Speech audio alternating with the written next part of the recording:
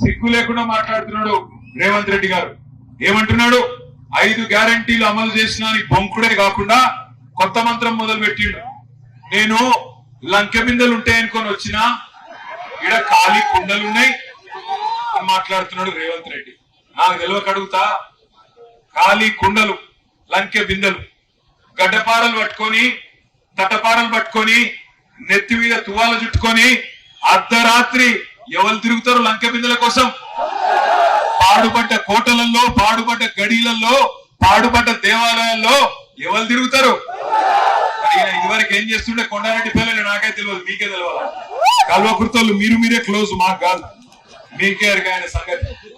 అదే అంటున్నా. ఇంకో మాట, ఎన్ని రోత మాటలు ఈ 5 నెలల్లో ఎన్ని రోత మాటలు మాట్లాడుతున్నాడో చూడండి మీరు. ఒక్కొక్క మాట ఆయన మాట్లాడుతుంటే నిజంగా ఆశ్చర్యం అనిపిస్తున్నది. ఇట్లాంటి వ్యక్తి ఇవాళ మన ముఖ్యమంత్రి అని.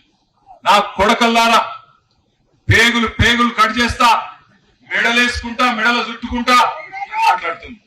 ఆయన ముఖ్యమంత్రి లేకపోతే బోటీ కొట్టినోడే నాకు అర్థం కాదు. ఎవడన్నా ముఖ్యమంత్రి మెడలో పేగులు వేసుకుంటాడో నాకు ఎవరు అడుగుతాను. ఇంత అన్యాయమా? జేబుల కత్తెర పెట్టుకొని తిరుగుతున్నా అంటుండు. మొన్న ఇక్కడనే పక్కకు షాద్ నగర్ లా మరి ఒక ఫుల్ బస్ అంతా బిజీ అయిపోయిందట, నిండిపోయిందట. ఎందుకంటే ఫ్రీ బస్సు కదా పాపం. మా ఆడబిడ్డలేమో సీట్ల కోసం కొట్టుకుంటారు, మగోళ్ళేమో పైసలు పెట్టి టికెట్ కొనుక్కొని సీట్ లేదని వాళ్ళు తిట్టుకుంటారు. ఆ బస్సు ఫుల్, 40 మంది ఎక్కే బస్సులో 90 మంది ఎక్కుతారు. మధ్యలో 2-3 ముగ్గురు జేబు దొంగలు కూడా ఎక్కింది. 4 పర్సులు కొట్టిండ్రు. కొట్టినాక ఆయన పోలీసులు పట్టుకున్నారు. పట్టకపోయిన పిల్లగాన్ని 2 చంపారు. అరే తీరా పర్సులన్నీ వాళ్ళ దగ్గర ఏం దొరకలే గాని జేబులో కత్తెర దొరికింది. దొరికితే వాడిని అడిగినాడా, అరే నువ్వు జేబు దొంగ కాకపోతే కత్తెర ఎందుకు పెట్టుకున్నావు రా అన్నాడు. వాడేమన్నాడు తెలుసా? సార్ రేవంత్ రెడ్డి పెట్టుకుంటే అడుగుతలేవు, నేను పెట్టుకుంటే అడుగుతావా సార్? రేవంత్ రెడ్డిని అడుగుకో. ఏమైందంటే పరిస్థితి, ఎవరు గిసొంటోడు మన ముఖ్యమంత్రి అయిన మన కర్మ. ఇక్కడికో చదువుకున్న ఐపీఎస్ ఆఫీసర్, ఒక విజ్ఞానవంతుడు, అధికారిగానే అద్భుతాలు సృష్టించిన నాయకుడు ఆర్ఎస్ ప్రవీణ్ కుమార్ గారు. 1000 గురుకుల పాఠశాలలు కేసీఆర్ గారు పెడితే వాటిని సమర్థవంతంగా నడిపిన మొనగాడు ఆర్ఎస్ ప్రవీణ్ కుమార్ గారు. ఇలా ఇట్లాంటి అభ్యర్థి మీకు మల్లమల్ల దొరకడు.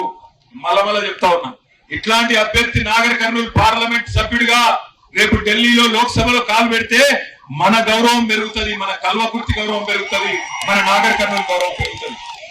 రాజకీయ నాయకులు చాలా మంది దొరుకుతారు, పైసలు ఉన్న వాళ్ళు దొరుకుతారు. అంబులెన్స్ పోనీయండి, తమ్మి జరగండి, అంబులెన్స్ పోనీయండి, జరగండి.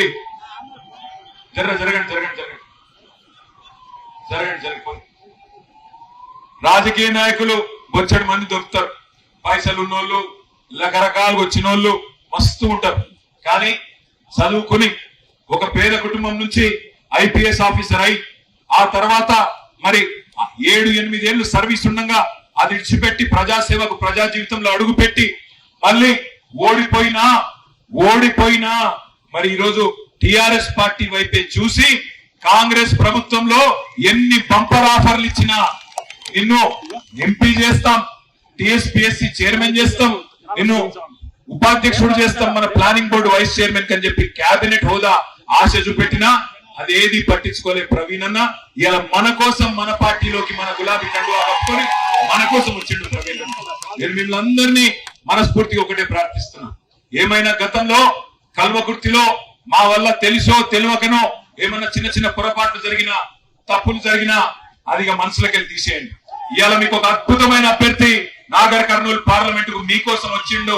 కలిసొచ్చే కాలానికి నడిసొచ్చే కొడుకు వచ్చిండు అన్నట్టు ఇలా బ్రహ్మాండమైన అభ్యర్థి నాగర్ కర్నూలుకి వచ్చిండు. దయచేసి ఆయన గెలిపించండి.